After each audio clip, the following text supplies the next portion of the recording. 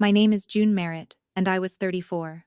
3 weeks before Thanksgiving, my mother turned my name into the reason her church felt sorry for her. She stood beside the dessert table and said, "My daughter left me to beg strangers for chemo money."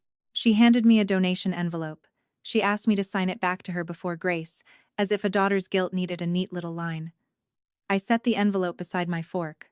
I did not defend myself. But here's what my mother didn't know. The refund check from the infusion center was already in my purse. That check is the reason I'm sitting here telling you this.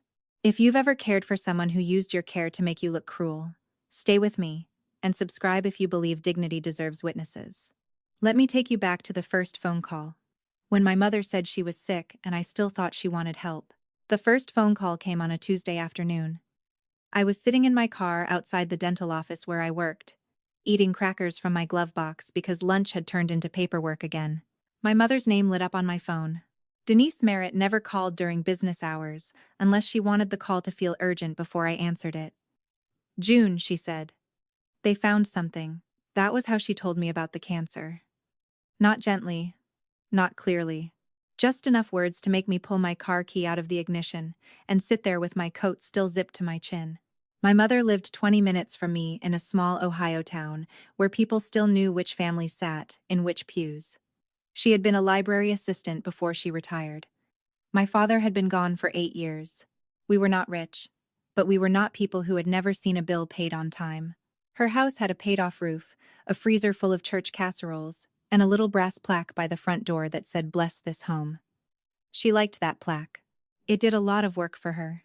By 6 that evening, I was at her kitchen table with a yellow legal pad, a pen, and the folder she had been too shaky to open.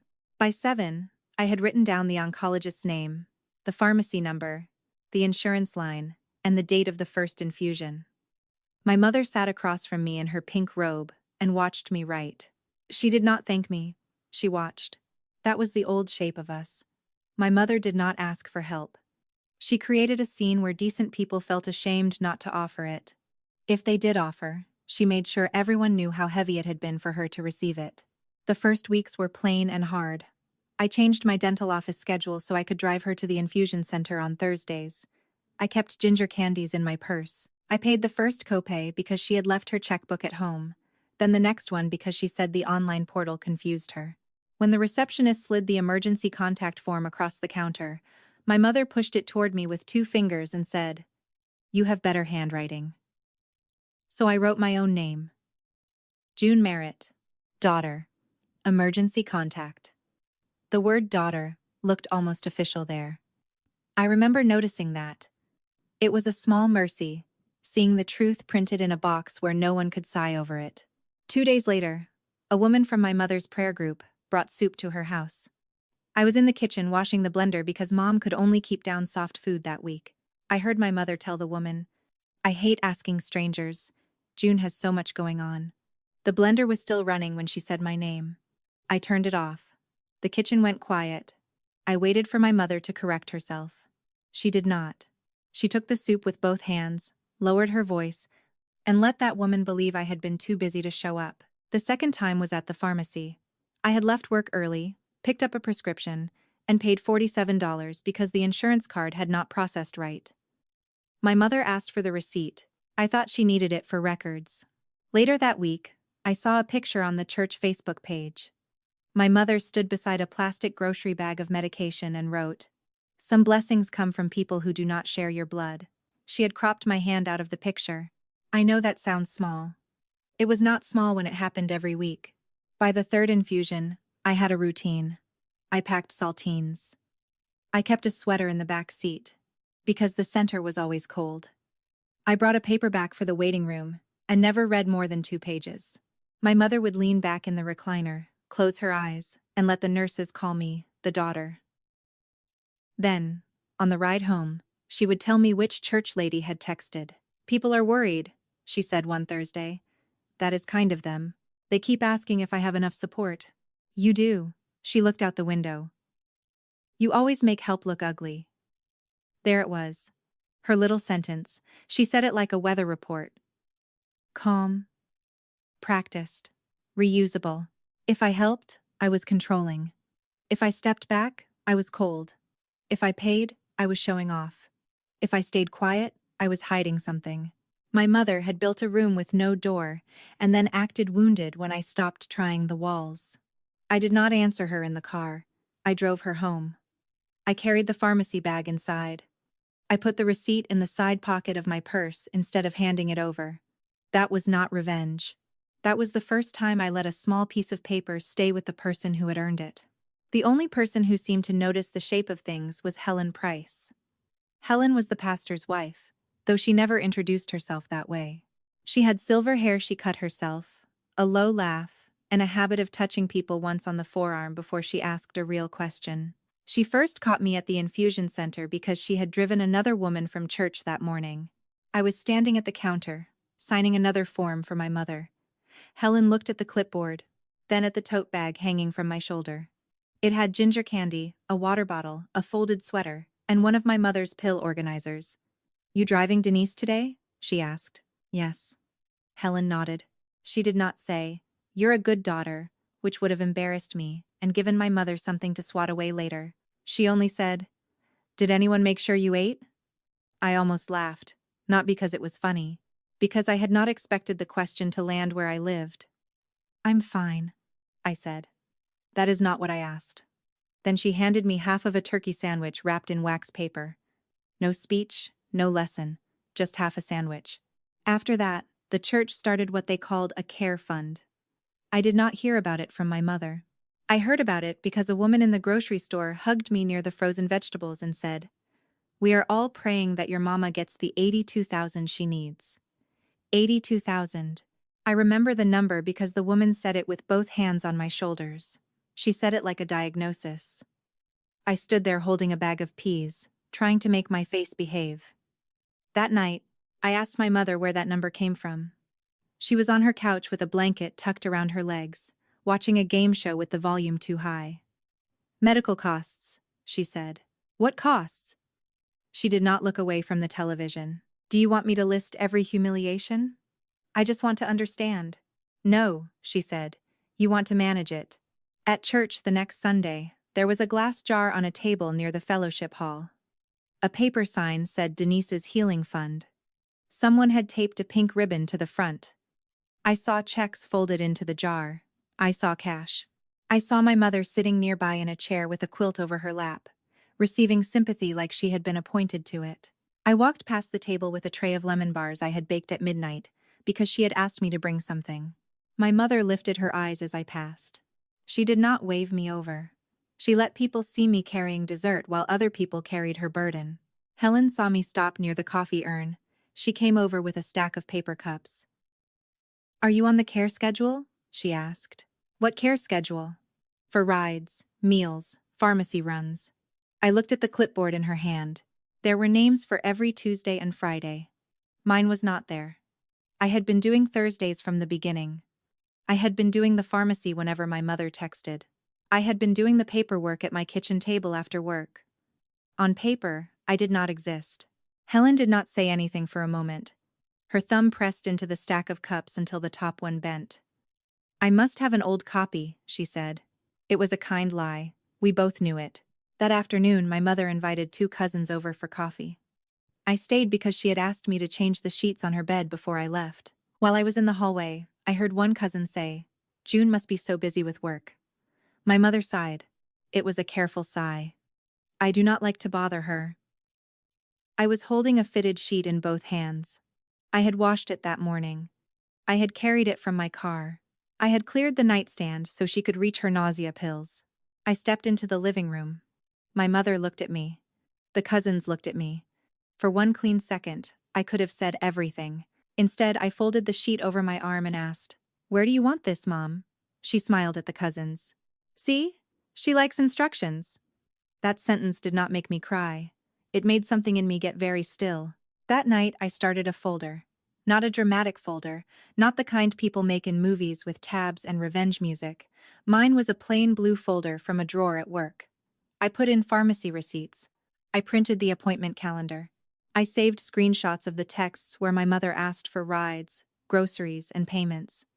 I tucked the visitor stickers into the left pocket because they had my name on them beside the word daughter. I told myself I was keeping records because medical care is messy. That was partly true. The fuller truth was colder. My mother had moved from wanting help to needing a villain. Once someone needs a villain, your silence starts looking like agreement. By early November, the Care Fund had become a story everyone else knew better than I did. Women from church dropped envelopes at my mother's house. My aunt mailed a check from Indiana. A neighbor paid to have her gutters cleaned and told me not to worry, because your mom said you were stretched thin. My mother began keeping a little basket by the front door for cards. She never kept my receipts in that basket. One Thursday after infusion, she asked me to stop at the bank. She said she wanted to deposit a few love gifts. I pulled up to the curb. She went inside with a white envelope tucked under her arm. Through the window, I saw her laughing with the teller. When she came back, she looked lighter.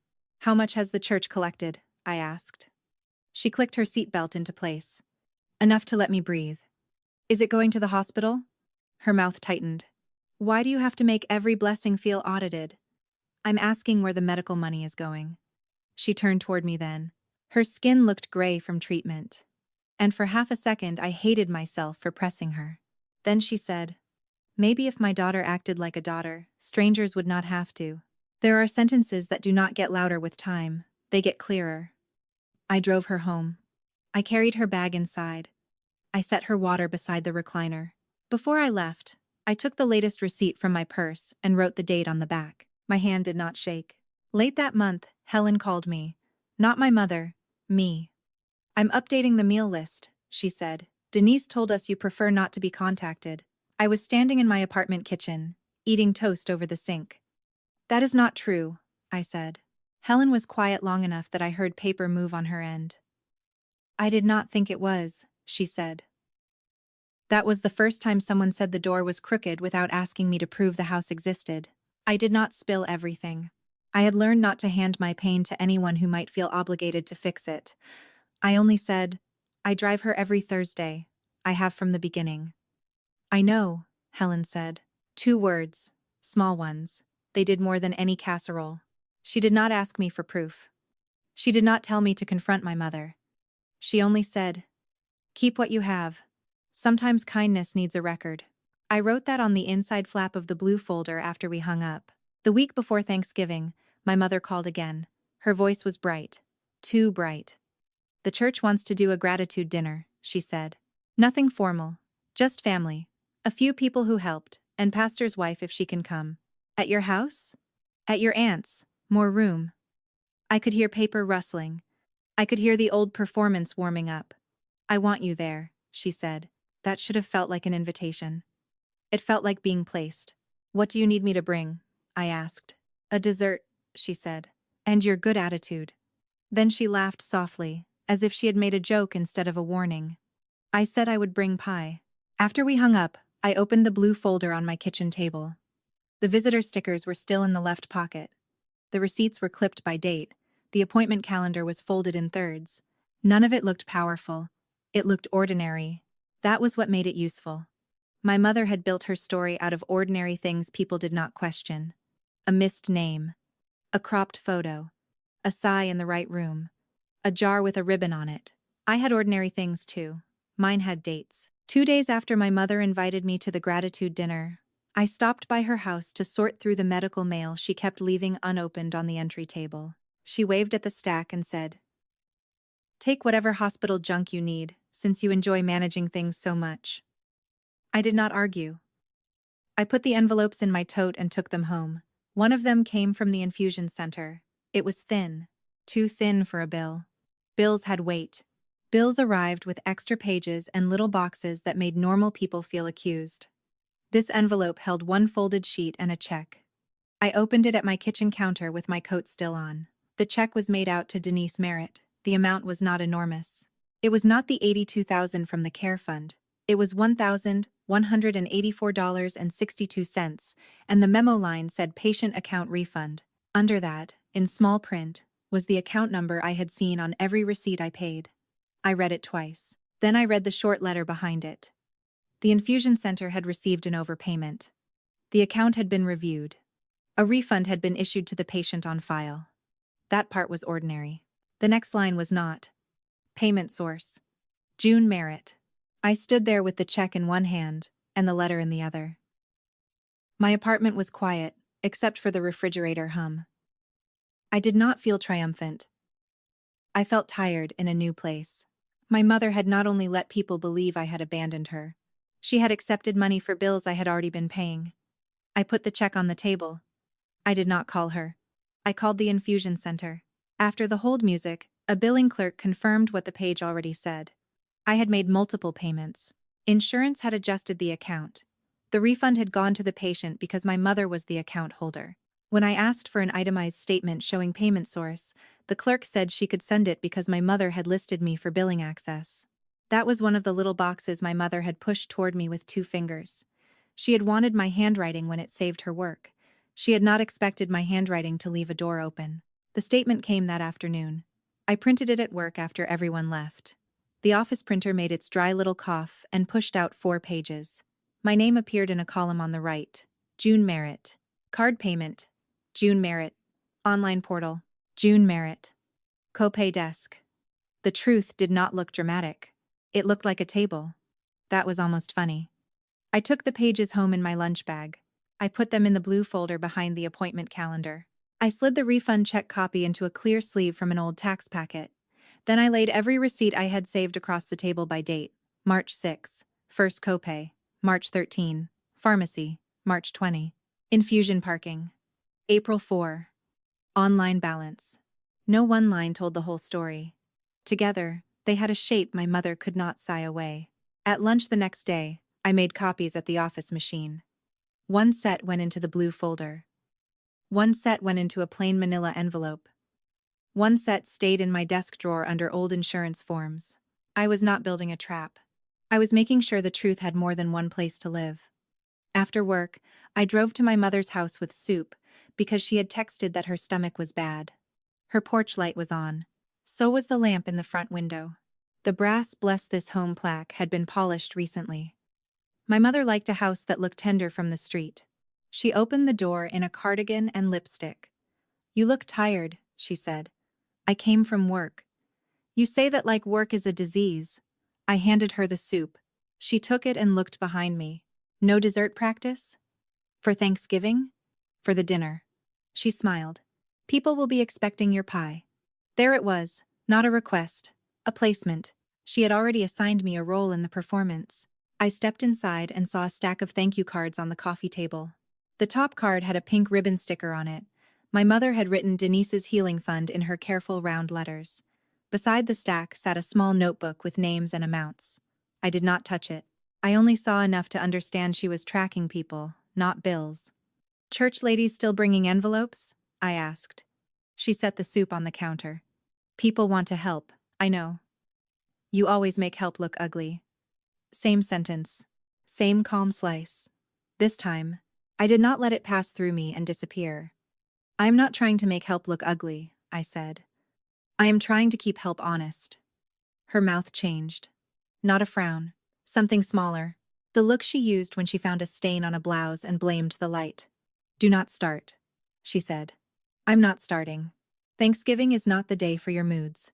I looked at the cards again. "Then don't give me a job that requires me to lie." I stayed 10 minutes. I put the soup in the refrigerator because she said she was not hungry. I took the trash out because the bag was full. When I left, she did not say thank you. She stood in the doorway and touched the ribbon sticker on the top card with 1 finger, like she was blessing a tiny altar. In my car, I wrote down what I had seen. Thank you cards. Ledger notebook. Pink ribbon stickers. Donation language. Not because those things were crimes by themselves. Because my mother never built a lie with 1 big brick. She stacked polite little ones until the wall looked like community. The next day, Helen Price called me while I was between patients at the dental office. "I have a strange question," she said. "I'm getting used to those." Helen gave a small laugh, then lowered her voice. "Denise asked if our treasurer could bring the Care Fund ledger to Thanksgiving." I stepped into the supply closet and closed the door. The air smelled like gloves and mint polish. Why would she need that at dinner? "She said she wanted to thank everyone properly." "Properly," I repeated. "And she asked whether you would be comfortable signing the final family envelope there." My hand tightened around the phone. "What final family envelope?" I thought you knew. No. Helen did not fill the silence with excuses. That was one of the things I trusted about her. She let a silence tell the truth before she tried to soften it. She said relatives had gathered cash and checks through the church, Helen said. She said you wanted to make one contribution in your name at Thanksgiving. I stared at a shelf of paper masks. I did not say that. I did not think you had. Is the treasurer coming? I asked. Yes, Margaret Bell. She is careful. Good. Helen paused. June, are you safe going? That question hit a different part of me. I had been asked if my mother was safe, if she had rides, if she had meals, if she had nausea medicine. No one had asked that about me. I'm safe, I said. I'm just tired of being useful and accused in the same breath. Helen breathed out. Bring what you need to bring. What do you mean? I mean, if there are records that keep you from being lied about, do not leave them at home. I did not answer for a second. The advice was plain. It did not feel plain. After we hung up, I added Margaret Bell's name to a sticky note and put it on the folder. I did not know her well. She was the woman who counted offering money after service and wore reading glasses on a chain. She liked things balanced to the penny. I had never considered that a warm personality trait. Suddenly, it looked like mercy with a calculator. That evening, I opened the church newsletter online. My mother's picture was on page 3. She sat in a chair near the fellowship hall window, quilt across her lap, one hand over her chest.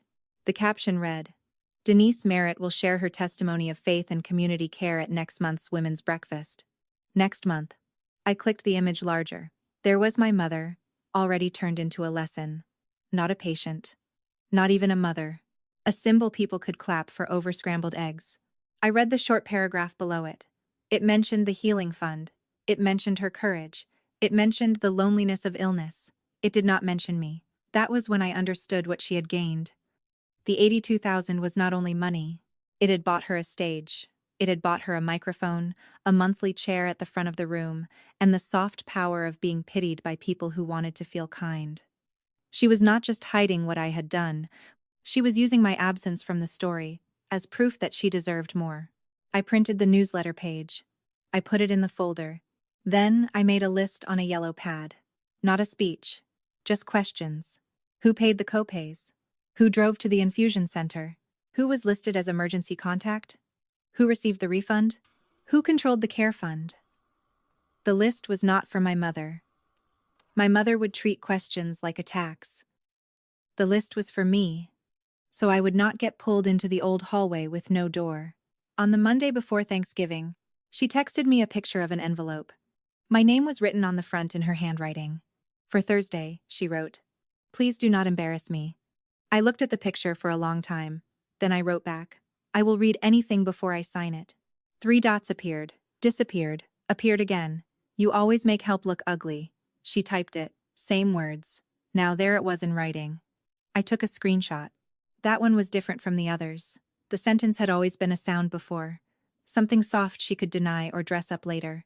Now it sat in a blue bubble under the picture of an envelope with my name on it. I added the screenshot to the folder. On Tuesday night, I went to the small copy shop beside the grocery store. The man behind the counter was watching a basketball game on a tiny television. I asked for 3 copies of the packet. He did not ask why. He only said, Stapled or clipped? Clipped, I said. Staples felt too final. Clips could open when they needed to. I sorted the pages at the counter. Refund check copy. Payment statement. Appointment calendar. Pharmacy receipts. Visitor stickers copied on one page. Newsletter. Text screenshot. I left out anything that only showed my hurt. I kept what showed movement, money, dates, and names. Pain can be argued with by people committed to misunderstanding you. Dates are less cooperative. On Wednesday morning, the infusion center called to confirm my mother's next appointment. They still had me listed as the person to contact if she missed it. The woman on the phone asked if Denise needed wheelchair assistance. No, I said. But can you confirm the emergency contact on file? June Merritt, she said. Daughter. I closed my eyes. Thank you. I did not ask her to change anything. I did not tell her the story. I only wrote down the time of the call and the exact words. Daughter. Emergency contact. That afternoon, my mother left me a voicemail. June, I hope you are coming with a peaceful heart. People have been very generous. I will not have you make them uncomfortable because you have complicated feelings about accepting help. I played it once, then I saved it. I did not need another proof that she could sound wounded while setting a snare. I already had that. What I needed was discipline. So I put the phone down, washed the pie dish, and rolled out the crust for the pumpkin pie she had requested. The dough cracked at the edge. I patched it with my thumb. That felt about right. By Wednesday night, the blue folder was ready. I did not label it. I did not rehearse a speech in the mirror. I did not imagine my mother's face when she saw the check. That kind of imagining can turn a boundary into revenge, if you feed it long enough. I packed the folder into my work tote under a clean dish towel. The refund check copy sat in front. The visitor sticker page sat behind it. Daughter. Emergency contact. Date after date after date. Before I went to bed, Helen texted one sentence. Margaret will have the ledger. I wrote back, thank you. Then I set my phone face down. For the first time in months, I slept without checking whether my mother had sent another message. The truth was not finished. It was not safe yet, but it was no longer scattered in glove compartments, pharmacy bags, and my own tired memory. It had a place to stand. Thanksgiving came with cold rain, not snow. Rain. The kind that makes every coat smell damp and every porch step shine like it is waiting for someone to slip. I drove to my aunt's house with 2 pumpkin pies on the passenger seat and the blue folder under my work tote. The pies were warm. The folder was not. My mother had chosen my aunt's house because it had a dining room that could hold a long table. She had not said that. She had said, "Your aunt has more room." My mother often used practical language for theatrical decisions. More room meant more witnesses, more chairs, more people who could hear one version of the story at the same time. There were 23 people there. I counted without meaning to. 12 relatives. 6 church people. Pastor's wife, Helen Price. The church treasurer, Margaret Bell. My mother. Me.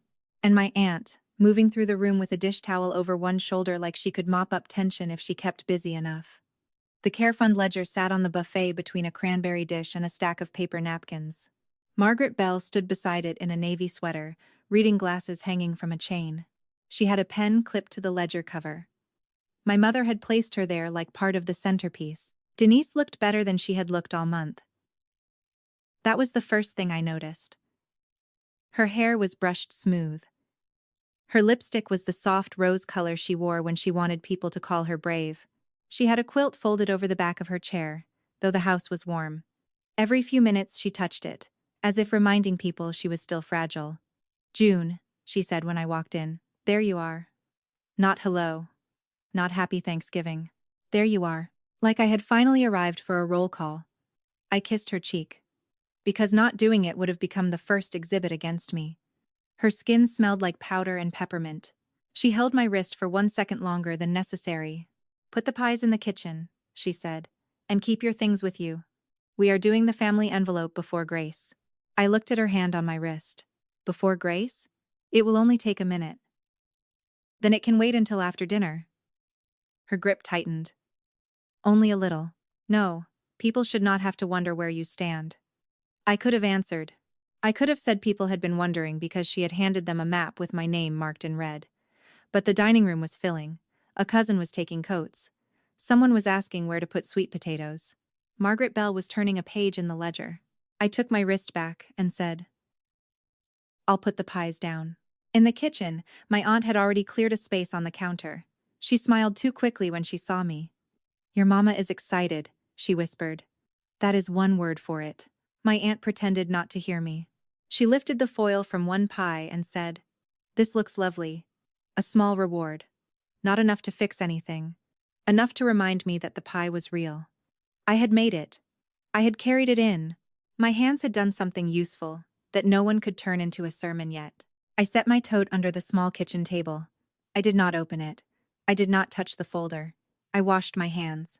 Then I dried them slowly on a dish towel with little orange leaves on it. The towel shook once in my fingers. I folded it in half and set it down. If you are listening while doing dishes or driving home from work, and you know what it feels like to be asked for proof of love by the same person spending your love in public, Write the word envelope in the comments when you can. Stay with me. The part my mother thought would finish me was the part she had built herself. I walked back into the dining room. My mother was already seated at the head of the table. That was my grandfather's old place. But no one mentioned that. She had the quilt across her lap now. The family envelope sat beside her plate. My name was on the front in her handwriting. June. No last name. No amount. Just June, written like a summons. Pastor's wife Helen stood near the doorway to the hall. She did not come to me. She only lifted her eyes to mine once. Margaret Bell had the ledger open on the buffet. The pen in her hand clicked once. It was a small sound. It made the whole room feel counted. My mother tapped the envelope with 2 fingers.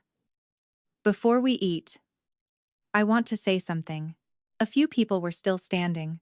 My aunt stopped near the mashed potatoes. A cousin leaned back against the wall.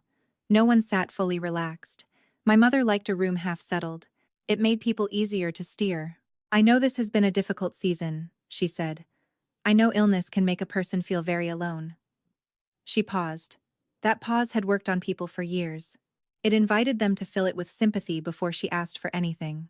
I stayed standing near the chair at the far end. My tote was at my feet. I could feel the folder through the canvas with the side of my shoe. My mother looked at me. But I have also learned that community sometimes steps in where family cannot. There it was, soft enough for church, sharp enough for me. Helen's hand moved to the back of a chair. Margaret Bell looked down at the ledger, then back up. My aunt lowered the spoon into the potatoes without serving them. My mother slid the envelope across the table. It stopped beside an empty place setting halfway between us. June, she said, I would like you to add your name to the family contribution. It is a gesture, a peaceful one. A contribution to what exactly? Her smile held. To the healing fund, the one already collected through church? Yes. Then I need to read what I'm signing. A cousin made a small cough. My mother's eyes flicked toward him, then back to me. It is not a contract, June. Then reading it should not hurt anything. My mother's smile faded at the edges. Not everything is a dental office form. No, I said. Some things matter more. That sentence landed heavier than I meant it to. I did not raise my voice. I did not need to. The room was doing the work my voice did not. My mother picked up the envelope again and held it against her chest. This is exactly what I was afraid of.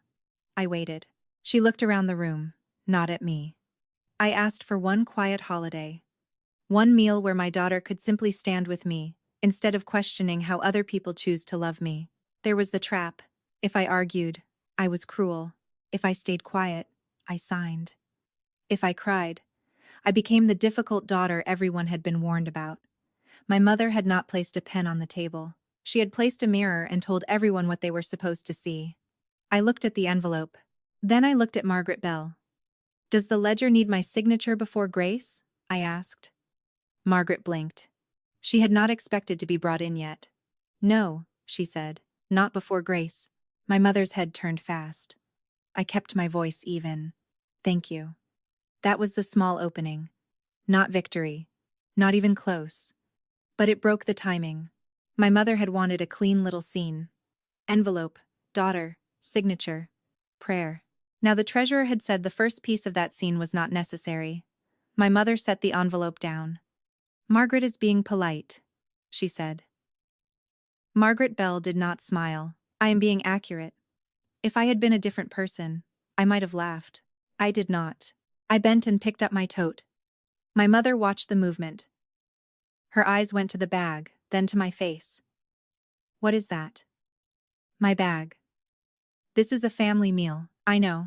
Her hand moved toward the envelope again, then act like family. I heard the old hallway opening. No door. No exit. Just that word, family, used like a room I could be locked inside. I placed the tote on the chair beside me. I did not open it. Not yet. I will not sign anything I have not read, I said. My mother leaned back. Her mouth softened. That was worse than anger. Anger would have looked honest. Oh, sweetheart, she said. Several people looked down at their plates. My aunt folded the dish towel over her shoulder again. Helen stepped 1 inch away from the doorway. Margaret's pen stopped moving. My mother lifted the envelope high enough for people to see my name. I was hoping I would not have to say this today. She always said that before saying exactly what she had planned to say.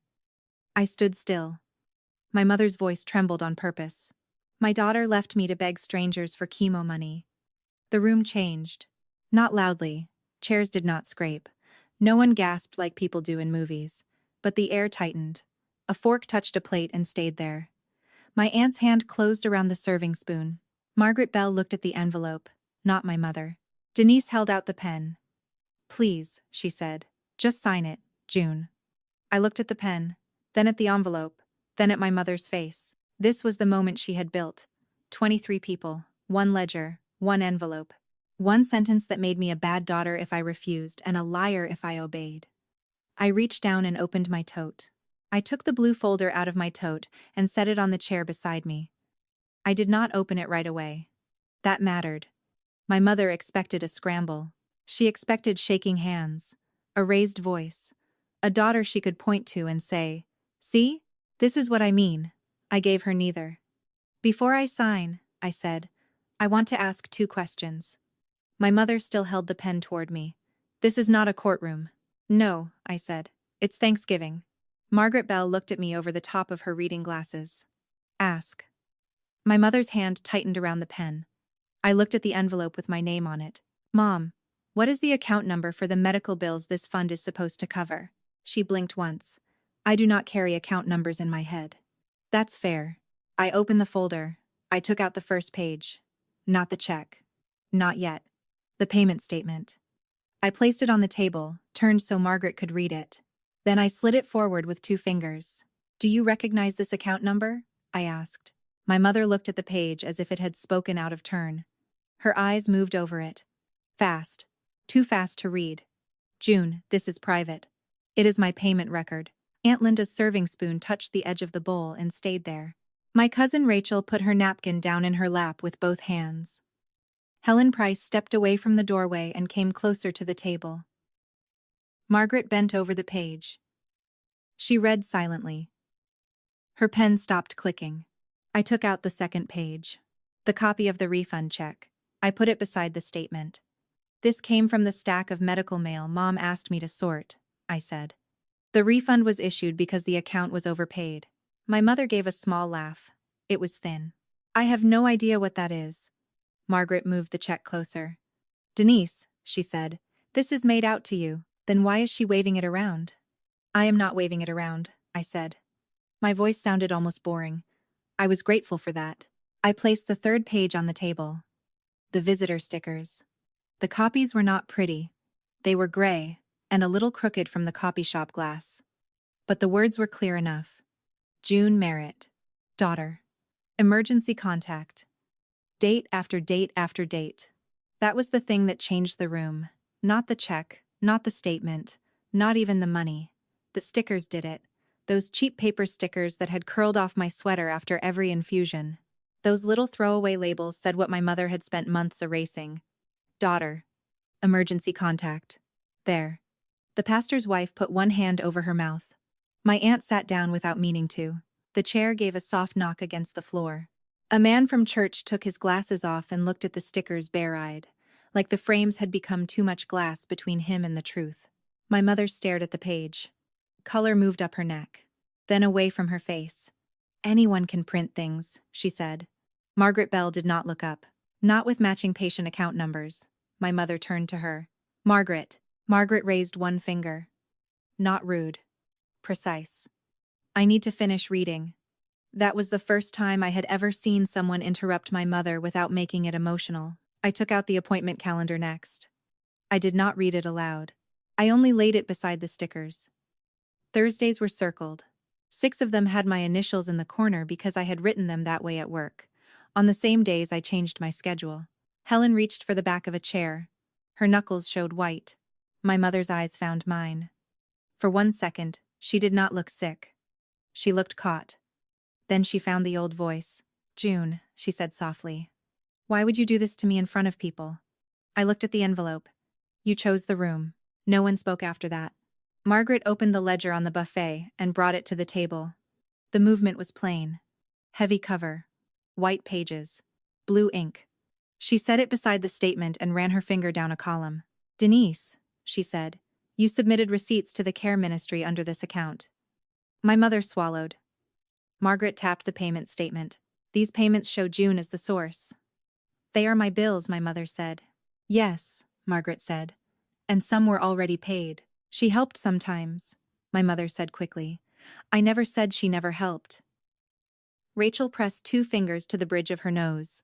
The man from church folded his glasses in half and held them against his chest. Margaret turned one page in the ledger. There is an envelope here marked Final Family Contribution, she said. No cash release has been made on that envelope yet. My mother's lips parted. Margaret took the envelope from beside my mother's plate. Not dramatically. She simply picked it up and placed it on top of the ledger, away from my mother's hand. That was the first thing my mother lost. The envelope. I did not smile. Margaret uncapped her pen. She drew one clean line beside the pending cash note. Then she wrote beneath it in block letters. Hold for review. Direct bill payment only until verified. The room watched the ink go down. That was the second thing my mother lost. Not forever yet. Not officially yet. But the cash path had stopped at the table. The pastor, who had barely spoken all evening, reached into the inside pocket of his jacket. He took out a folded church bulletin. I saw my mother's name on the women's breakfast announcement. Denise Merritt, Testimony of Faith and Community Care. He did not make a speech. He folded the bulletin once more and placed it beside Margaret's ledger. We will postpone this testimony, he said. My mother's mouth opened. No sound came out. That was the third thing she lost. The stage. The 3 losses came so quietly that the silence had to carry them. Envelope, cash path, microphone. All of them had been in her hands when I arrived. None of them were there now. My mother looked from the ledger to the bulletin, then to the visitor stickers. Her fingers moved against the tablecloth like she was searching for the pen, but the pen had rolled near her water glass. June, she said. Just my name. No accusation on it yet. No performance either. I waited. Her eyes filled, but not the way they had filled for church ladies. These tears did not know where to go. They were late. They were inconvenient. They were not in charge of the room. I was scared, she said. I believe you. That surprised her. It surprised a few people at the table, too. I kept my voice low. But you made people believe I left you alone while I was paying your bills and driving you to treatment. You asked me to sign an envelope that would help that lie stand. She pressed her lips together. I touched the visitor sticker page with one finger. I will answer questions about what I paid. I will not sign a lie. Helen moved then. She did not rush to me. She did not hug me in front of everyone. She only picked up the serving spoon my aunt had dropped beside the potatoes and set it back on the dish. Then she looked at me and said, "You were there." 4 words. They did not prove anything legally. They did something smaller and warmer. They put a human voice beside the paper. My mother heard it. I saw that she did. Her shoulders changed. Not slumped. Not broken. Lowered. Like the string holding up her version of me had finally been cut. Margaret tore a receipt slip from the back of the ledger. She wrote the envelope number on it and signed her name. Then she handed the slip to the pastor. "This stays with the church records," she said. The pastor nodded. My mother looked at Margaret. "Can't we talk about this tomorrow?" "No," Margaret said. "Not about this envelope." There it was. The door closed. Not every door in my life. Not every wound. Just that one. The envelope could not go back into my mother's purse. The ledger could not pretend it had not seen the statement. The room could not unsee the word daughter. I put the pages back in the folder. Slowly. Statement. Check copy. Stickers. Calendar. Text screenshot. I left the folder open until Margaret had finished copying the account number into the ledger. Then I closed it. My mother stared at the blue cover like it was a person she had underestimated. I picked up the pen she had offered me. I placed it beside the envelope, not in my hand. Then I sat down. Dinner did not recover. People say the truth clears the air, but that night it mostly made the air harder to breathe. My aunt served turkey because the turkey was already carved. Someone passed rolls. Someone forgot the gravy. My mother sat at the head of the table with the quilt still across her lap and no envelope beside her plate. I ate 2 bites of mashed potatoes. They tasted like salt and relief. No one made a toast. No one asked me to pray. Margaret Bell kept the ledger closed on the chair beside her like a purse she did not intend to set down. Helen sat 2 seats away from me and did not stare. That was a kindness too. Some people think witnessing means watching every second. Helen knew better. She let me have my face. When I left, the blue folder was back in my tote. The pumpkin pie dish was empty. My mother did not walk me to the door. The consequences came in ordinary pieces. That is how real consequences usually arrive. Not with music, not with lightning. With phone calls, revised emails, and people taking your name off a list. The first call came from Margaret on Monday morning. She told me no more cash would be released to my mother. Any remaining money would be sent only to verified medical bills or returned to donors who requested it. She said it in the same voice she had used at the table. Careful. Flat. Blessedly flat. Then she said, June, the total collected was $82,000. I sat down on the edge of my bed. I already knew the number. Hearing it from the treasurer made it heavier. The review found things I had not known. My mother had used part of the donated money for a down payment on a used SUV because, as she wrote in one note, she needed safe transportation during illness. She already had a working car. The SUV went back to the dealer before the first payment was due. A man from church who owned a towing company drove it away from her driveway. My mother watched from behind the front curtain. A neighbor saw it and told my aunt. By lunch, everyone knew enough. The church removed her from the women's breakfast program. The bulletin was reprinted. Her name disappeared from the little box that had promised a testimony of faith and community care. In its place was a short note about direct medical support and transparent giving. No one mentioned her in the note. They did not have to. That was the part my mother hated most, I think. Not the money. The silence where her applause had been scheduled. A week later, she called me. I let it ring once. Twice. Then I answered because boundaries are not the same thing as pretending a person has vanished. June, she said. Her voice sounded smaller. Not sick? Smaller. Yes. I suppose you are pleased? No. She waited for me to say more. I did not. She breathed into the phone. I was scared. You said that at Thanksgiving. I am still scared. I believe that. You embarrassed me in front of everyone. I looked at the blue folder on my kitchen table. I had not put it away yet. I did not like looking at it, but I liked even less the thought of hiding it too soon. You asked me to sign a lie in front of everyone, I said. She was quiet. I kept my voice calm. Mom, I will not discuss your medical care through stories you tell other people. If the infusion center needs information I have, they can send it through the portal. If there is a bill I actually owe, I will look at it. But I will not be your prop anymore. That is a cruel thing to say to your mother. No, I said. It is a clear thing to say to my mother. She cried then. Maybe some of it was real. Maybe all of it was real. That was the hard part about my mother. Her tears were not fake just because she used them. Pain can be real and still be used badly. I did not hang up on her. I also did not comfort her back into the old arrangement. I let the quiet sit between us until she understood I was not going to fill it with an apology. Finally she said, So what am I supposed to do now? Tell the truth, I said. She laughed once, bitter and tired. You make it sound easy. No, I said. I make it sound necessary. After that call, I changed what needed changing. I removed my card from the clinic payment portal. I stayed listed only for emergency contact until my mother chose another person. I sent the infusion center a note saying all billing questions had to go to my mother directly. I did not announce it to the family. I did not post anything. I did not correct every person who had ever heard her version. The people who needed to know had seen enough. For a while, that felt strange. I had spent months wanting someone to understand.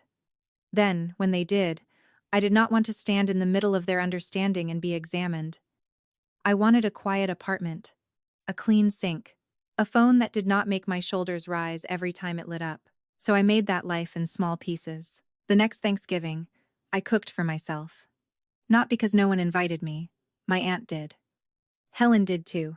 I told both of them I needed one holiday where nobody watched my face. I bought a small turkey breast, a bag of cranberries, and one pie pumpkin because I had learned I liked making pie when it was not being used as a ticket into somebody else's performance.